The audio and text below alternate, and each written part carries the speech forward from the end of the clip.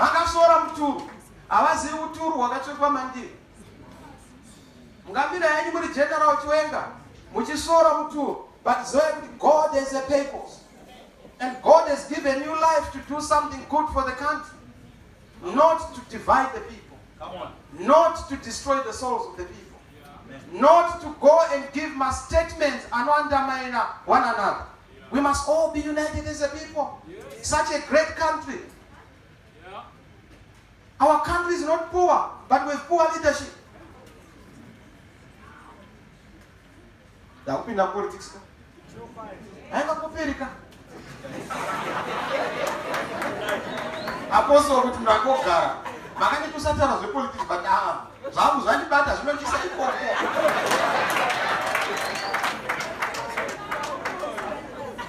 So yes, this is how we are ready for dialogue. Amen. But dialogue which is premised on principle. Amen. So that the sharing of a vision. Amen.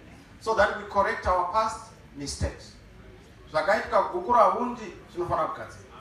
Nyika ine vanhu vakafa vachifira mahara. Far too many people. Tikasapodza ropa iroro. The blood of Jesus speaks better things than the blood of Abel.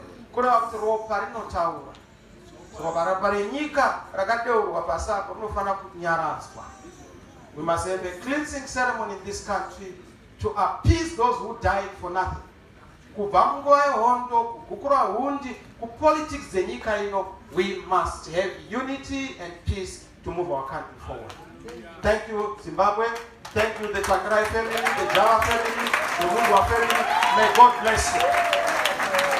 May God bless you. May God bless you. Musati zvaitirwa isu sei zvinoitirwa vakadaro. Hazviitirwi vasina kusimba. Ndavasina kusimba ndiye vakatiza. Mbuya Tsvangirai. Corona iriko kudenga. Mururu. Mururu.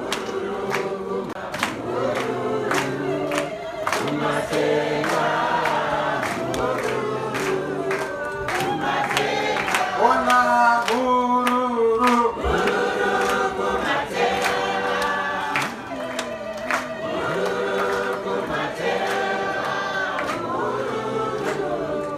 Kumatega mururu.